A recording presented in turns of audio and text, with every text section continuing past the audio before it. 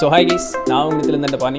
So இன்றைக்கி வந்து த loss of the ஸ்பிரிச்சுவல்னுடைய 21வது பாகத்தை பார்க்க போகிறோம். ஸோ இன்றைக்கி வந்து நிறைய சுவாரஸ்யமான தகவல்கள் இருக்குது. ஸோ ஸ்கிப் பண்ணாமல் கடைசி வரைக்கும் பாருங்கள். நீங்கள் என்ன நினைக்கிறீங்கன்னு கீழே கமெண்ட் பண்ணுங்கள். ரைட், போன வீடியோவில் பார்க்கும்பொழுது இந்த பிறப்பு அப்படிங்கிறது வந்து நம்மளுடைய விருப்பத்தின் பேரில் தான் எடுப்போம் அப்படிங்கிற மாதிரியும் பார்த்துருந்தோம்.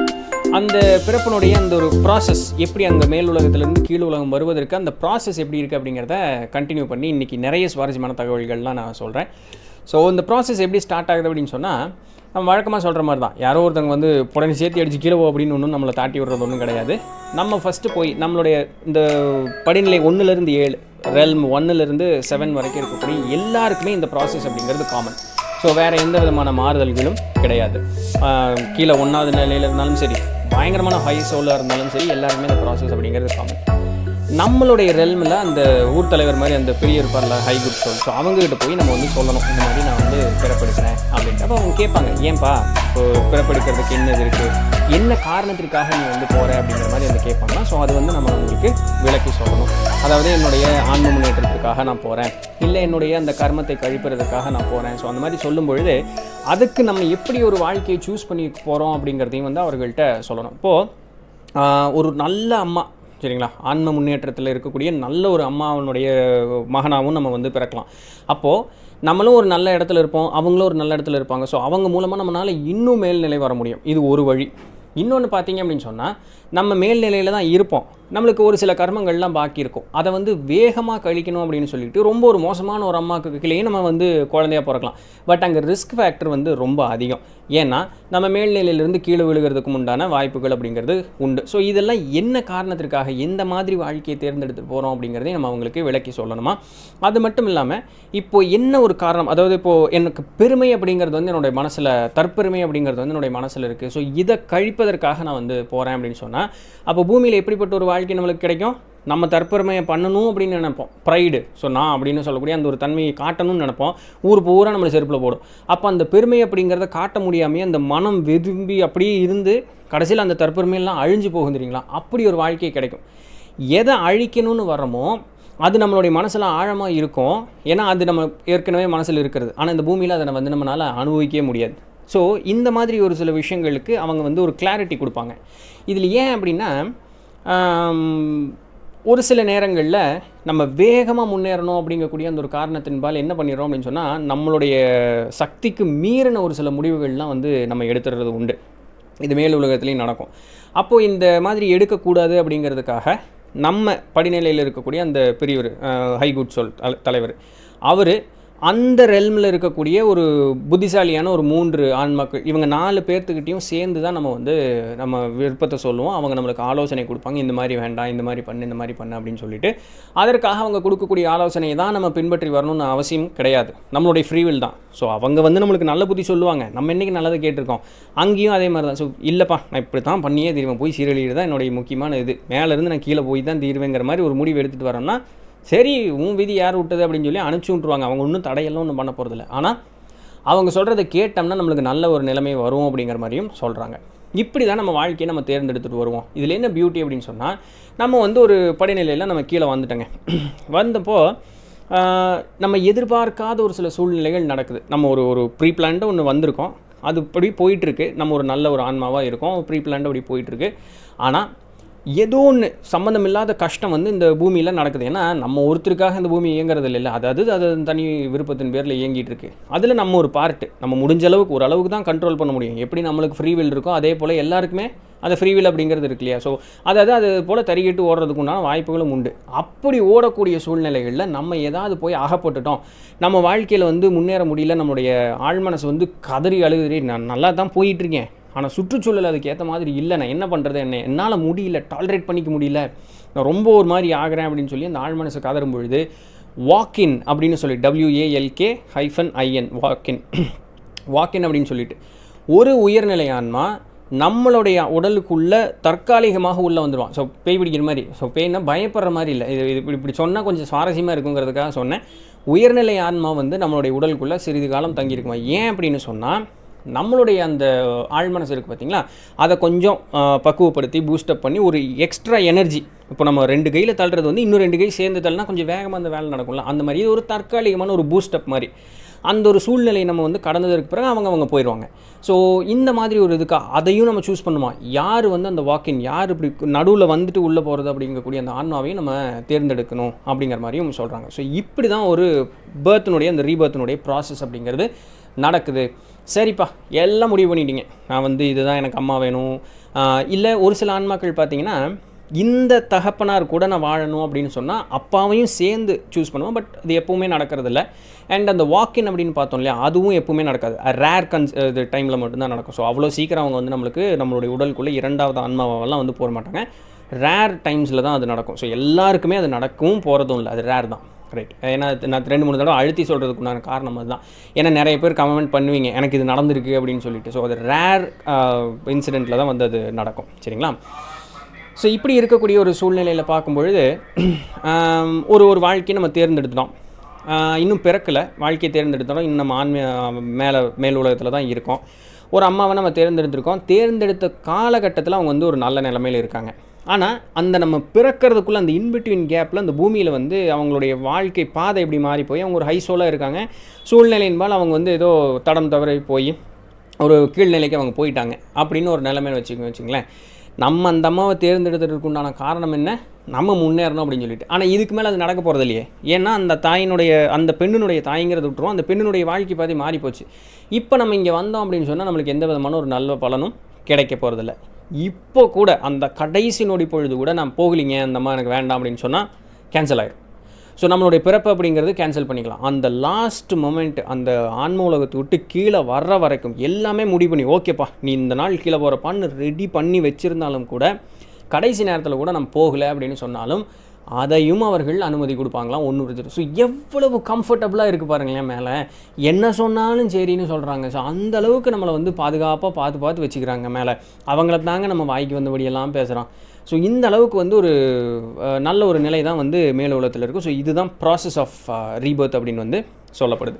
இப்போது மேல் உலகத்துலேருந்து இப்படி கீழ் உலகம் வந்தாச்சு, நம்ம பிறந்தோன்னே இந்த குழந்தைகளுக்கு இருக்காங்க இல்லையா, அந்த குழந்தைகளுக்கு வந்து எப்படி இருக்கும், இந்த ஆன்ம உலகத்து கூட அந்த குழந்தைகள்லாம் டச்சில் இருப்பாங்களா அப்படின்னு கேட்டால் இருப்பாங்க அப்படிங்கிறாங்க.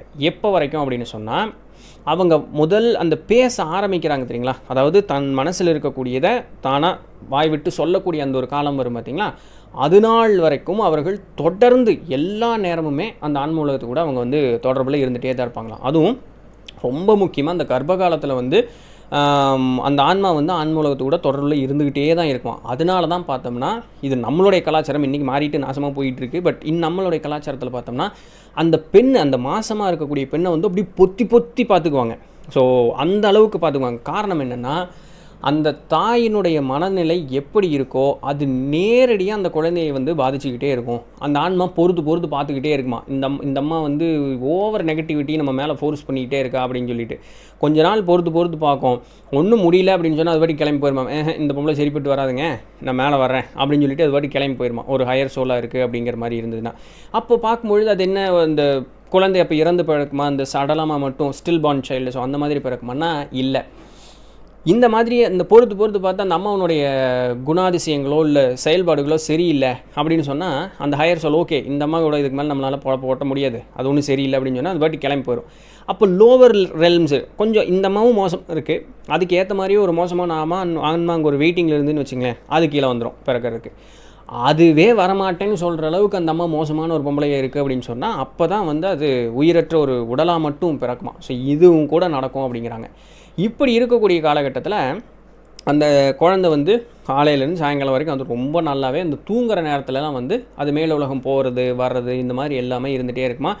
மேல் உலகத்தில் இருக்கக்கூடிய ஆன்மாக்கள் அந்த குழந்தை கூட தொடர்ந்து பேசிக்கிட்டே இருப்பாங்க அப்படிங்கிற மாதிரியும் சொல்கிறாங்க. ஸோ நம்ம வாய் விட்டு நம்மளுடைய உணர்வுகளை சொல்லக்கூடிய காலகட்டம் வரைக்கும் ஆன்ம உலகத்து கூட நம்ம தொடர்ந்து தொடர்பில் இருந்துக்கிட்டே தான் இருப்போம் அப்படின்னு சொல்லிட்டு. அதனால தானே என்னவோ குழந்தை வந்து திடீர்னு இருந்தாப்புல சிரிக்கும், இந்த கிச்சு மூட்டின மாதிரி இதெல்லாம் பண்ணும். ஸோ தேவர்கள் வந்து குழந்தை கூட விளையாடுறதா வந்து சொல்லுவாங்க. எங்கள் அம்மா சொல்லுவாங்க, என்னம்மா குழந்தை இப்படி தானாக சிரிக்குது இதெல்லாம் பண்ணும்பொழுது சாமி வந்து குழந்தை கூட விளையாடுது அப்படின்னு சொல்லுவாங்க. So yes, so it is true. ஸோ எதுவுமே மூட நம்பிக்கை இல்லை. ஸோ சாமின்னு சொல்லக்கூடியது வந்து நம்மளுடைய மூதாதையர்களை இல்லை மேல்நிலை ஆன்மாக்கள் தான் சொல்லியிருக்காங்க. இன்னொன்று பார்க்கும்பொழுது அப்போது குழந்தைகளுக்கு மட்டும்தானா, அடுத்த கேள்வி வரும்ல, அப்போ குழந்தைகளுக்கு மட்டும்தானா ஒன்ஸ் அது பேச ஆரம்பிச்சிருச்சு அப்படின்னு சொன்னால் நம்ம மாதிரி இப்போ நம்ம எல்லாம் இருக்கோம் பார்த்தீங்களா, நம்மளுக்கு முழுசாகவே இது கட் ஆயிருமா அப்படின்னு கேட்டால் அதுவும் கிடையாது. குழந்தை வந்து இது பச்சை மண்ணாக இருக்குது, அதுக்கு வந்து இதெல்லாம் இந்த தேவ ரகசியங்களை வெளியே சொல்லாது. ஸோ அதனால எந்த பிரச்சனையும் இல்லை. 24 hours அது வந்து காண்டாக்டில் இருந்துக்கிட்டே தான் இருக்கும். நம்ம வந்து நமக்கு தான் வாய் இருக்குது, வளர்ந்துட்டோம்ல மாடு மாதிரி. ஸோ அதனால் எல்லாத்தையும் வெளியே சொல்லிடுவோம்ல. அந்த வாய் விட்டு பேச ஆரம்பித்த உடனே அந்த எந்நேரமாக அந்த இருக்கக்கூடிய கனெக்டிவிட்டி டப்புன்னு கட் ஆகிடும். அப்போ நம்மளுடைய அந்த கான்ஷியஸ் விழிப்பு நிலை, நான் என்ற அகம்பாவம், ஸோ அது கூடிரும். அப்போ வரும்பொழுது எப்போ அந்த ஆன்ம உலகத்து கூட நம்ம தொடர்பு கொள்ளும் அப்படின்னு சொன்னால் தூக்கத்தில் தான். அதுதான் ஒரே பாசிபிலிட்டி. தூக்கத்தில் மட்டும்தான் நம்மளால் தொடர்பு கொள்ள முடியும்.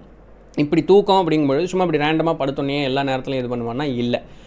கனவே இல்லாத ஒரு தூக்கத்துலேயும் ஒரு சில நேரங்களில் கனவுகளையும் வந்து நம்மளுக்கு தென்படும் அப்படின்னு சொல்கிறாங்க. உங்களுடைய அந்த ஆன்ம பலம் கூடி இருந்தது அப்படின்னு சொன்னால் கனவுகளில் தென்படும். ஸோ இது நடந்ததுன்னு சொல்லிட்டு. பட் மேக்ஸிமம் டைம் வந்து கனவில்லாத ஆழ்ந்த தூக்கம் இருக்குது பார்த்திங்களா, அந்த ஒரு நிலையில் தான் வந்து நம்மளுடைய ஆன்மா தினம் அந்த வந்து வெளியே போயிட்டு வரும் அப்படிங்கிற மாதிரியும் சொல்லப்படுது. இப்படி இருக்கும்பொழுது பார்த்தோம்னா உங்களுடைய தூக்கம் அப்படிங்கிறது நல்ல நிம்மதியான தூக்கமாக கண்டிப்பாக இருக்க வேண்டும். இப்படி நல்லா தூங்கிட்டு இருக்கும்போது இது எப்படி நான் தெரிஞ்சுக்கிறது என்னுடைய ஆன்மா வந்து வெளியே போயிட்டு வந்ததா அப்படின்னு சொல்கிறது அப்படின்னு கேட்டால், இதெல்லாம் கண்டிப்பாக நம்ம அனுபவப்பட்டிருப்போம். தும்முன்னு ஒரு இதுக்கு விருட்டுன்னு இப்படி ஏதோ விழுந்த மாதிரி நம்ம இப்படி எந்திரிப்போம். விருட்டுன்னு ஒரு இது பண்ண மாதிரி இருக்கும், ஏதோ ஒன்று அடித்த மாதிரி இருக்கும். ஸோ இந்த மாதிரி ஒரு இது இருக்குல்ல, திடீர்னு ஏதோ விழுந்த மாதிரி உடம்பு திடீர்னு ஒரு குலுங்கி விருட்டுன்னு எந்திரிப்போம். அதெல்லாம் நேரமும் ஆன்மா வெளியே போயிட்டு உள்ளே வந்ததுக்கு உண்டான அடையாளம் தான் அப்படிங்கிறாங்க. நெஞ்சு ஏதோ பாரமாக இருக்கிற மாதிரி, இப்படி ஒரு அழுத்தின மாதிரி இருக்கும். திடீர்னு தலை ஒரு மாதிரி ஏதான மாதிரி இருக்கும். இல்லை எங்கேயோ வந்து தம்முன்னு விழுந்த மாதிரி இருக்கும்.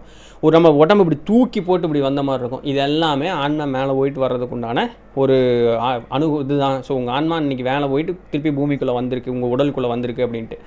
இதில் என்ன பியூட்டினா, எவ்வளோ ஒரு சில நிமிடங்கள்லேருந்து சில மணி நேரங்கள் வரைக்கும் ஆன்மா வெளியே இருக்கும். எதை பொறுத்துனா நம்ம நிம்மதியாக தூங்குறதை பொறுத்து. ஸோ ஆன்மா வெளியே போயிட்டு வரணும், மேலே உள்ளவர்கள் கூட இருக்கக்கூடிய அந்த ஒரு ஆலோசனை பெற்றுட்டு வரணும்னா நீங்கள் செய்ய வேண்டியது எல்லாமே நிம்மதியாக தூங்கணும், அவ்வளோதான், வேறு ஒன்றும் இல்லை. ஸோ நேரமும் அப்படியே குறுக்குன்னு அந்த மொபைலை பார்த்துட்டே இருந்தால் நிம்மதியான தூக்கம் வராது, ஆன்மா மேலே போயிட்டு வராது. அதனால தான் நம்மளுக்கு அந்த ஸ்ட்ரெஸ்ஸு மண்டையில் இருந்துக்கிட்டே இருக்கிறதுக்கு உண்டான காரணம் அதனால தான். சரிங்களா?